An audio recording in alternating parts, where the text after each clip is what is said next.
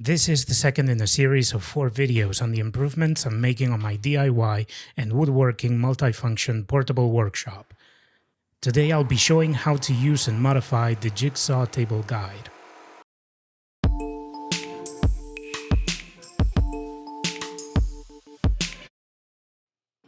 It's a simple design for attaching to the inverted jigsaw's folding table. The main change was to make a new guide piece, which I fitted with a bearing that will act as a back support for the jigsaw blade. I've also replaced the 2 bearings that keep the blade square with some bigger ones. I've rebuilt the top piece, which lets me adjust the guide's position.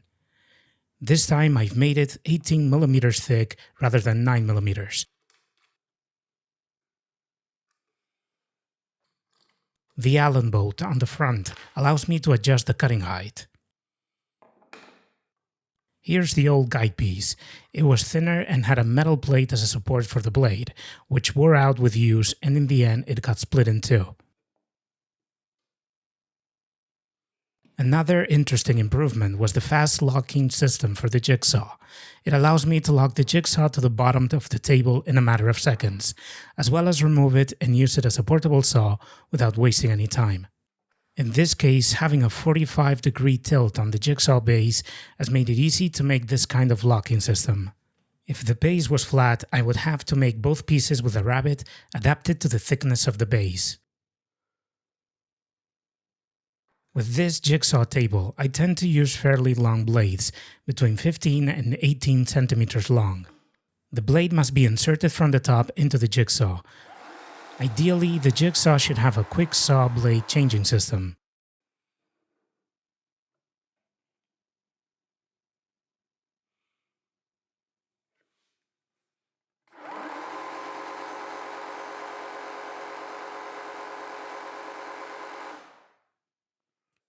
I've made 2 channels so that I can adjust the guide bearings to the thickness of the blade.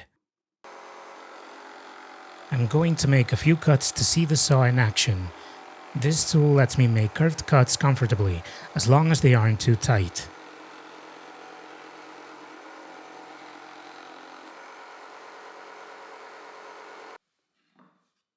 I can also make other kinds of cuts that are not possible with a bandsaw, such as an interior square.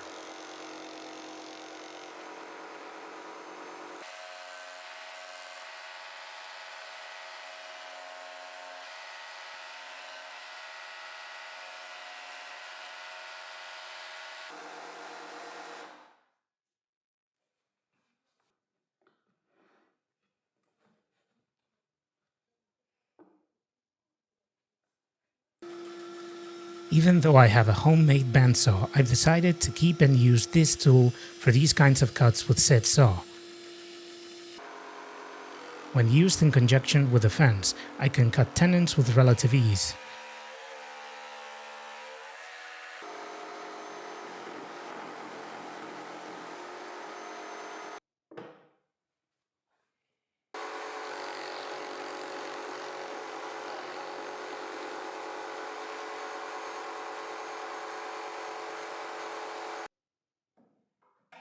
I can also use the miter gauge with this saw.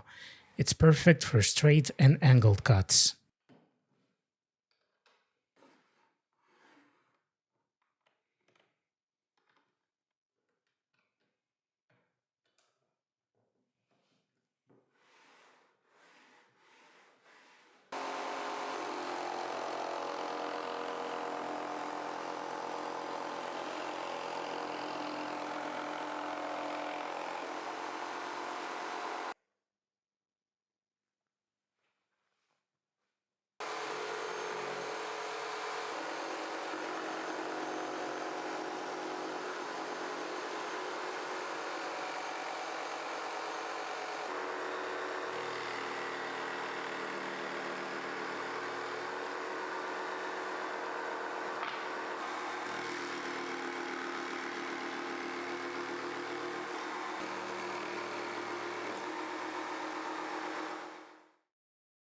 This is the 3D SketchUp model included in the plans available on my website.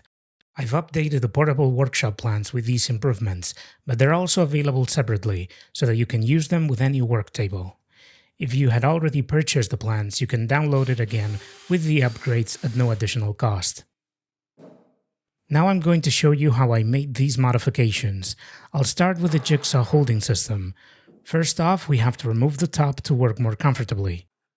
Since this battery-powered Jigsaw has a slightly bigger base than the Jigsaw I'd been using up until now, I have to widen the recess a little. After working out its exact position, I mark the new recess with a pencil and cut it with a hand router and guides.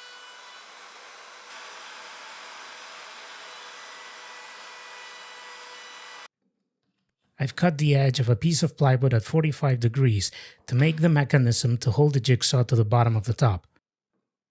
I do some tests and it seems I have to bezel the recess on one of the sides so that I can remove the Jigsaw. I do this with a chisel and it seems to be working as intended. I screwed the plywood piece that I cut at a 45-degree angle to the bottom of the top, and now I prepare the other piece. First, I'll make some holes with a column drill, and then with a coping saw finish cutting the channels that will let me move this piece so that I can attach and remove the Jigsaw. I mark the position of the holes to place the threaded inserts with the piece itself.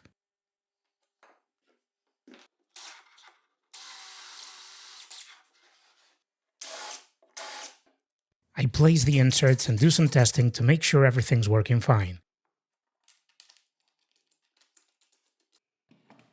Looks like everything's okay and that the system will be able to hold the weight of the Jigsaw without any problems.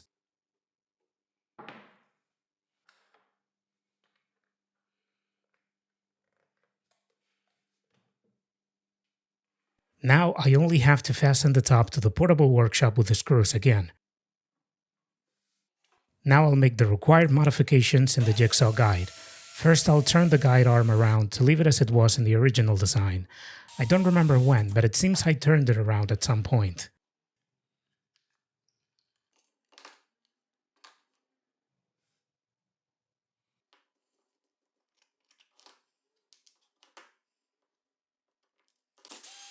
I'm going to cut and machine two of the smaller guide pieces. First, I'll build the top piece again using 18mm thick plywood rather than 9mm. I cut the piece down in length and make the necessary holes with a column drill. I finish the channel with a coping saw and screw the two pieces of plywood back together.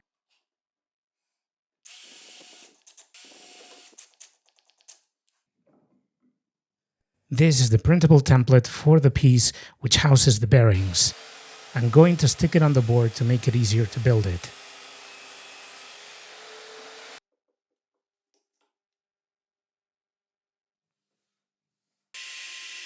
First, I drill the required holes with a column drill.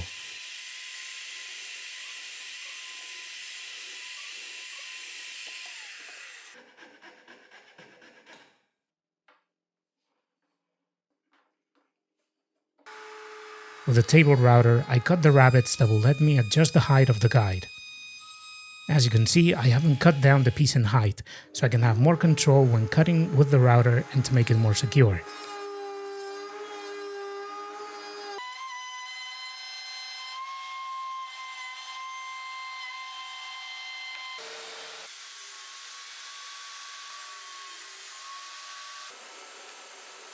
Once I finish routing, I finish cutting the piece with the inverted Jigsaw itself.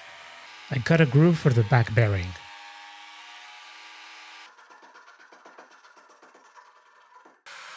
Going back to the column drill, I make a hole for the mushroom head bolt of the back bearing.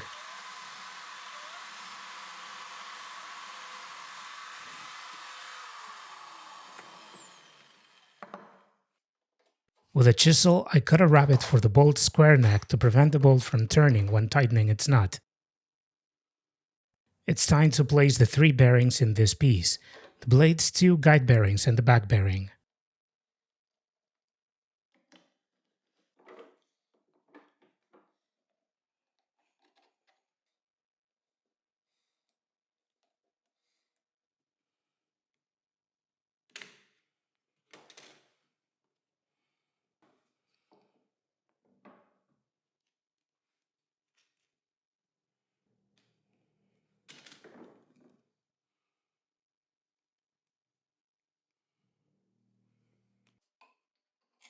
I put all the pieces of the jigsaw together again and adjust the blade's guide bearings.